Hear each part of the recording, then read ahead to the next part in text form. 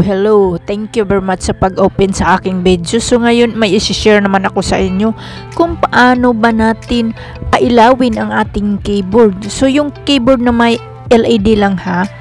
So ito na, i-click lang natin ang caps lock. At pagkatapos hanapin natin ang scroll lock.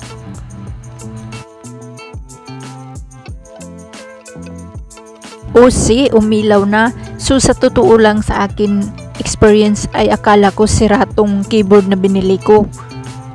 Gusto ko ring i-share sa inyo, baka naman kagaya kayo sa akin. Kung gusto nyo namang patayin, i-click nyo lang ang scroll lock. Yan, nawala na ang kanyang ilaw. Kung gusto nyo namang ibalik ang kanyang lights, i-click nyo lang ang caps lock, then scroll lock. So, ganyan lang po, ulit-ulit lang. Hanggang dito na lang tayo at salamat sa panunood at suporta sa akong video. Bye-bye!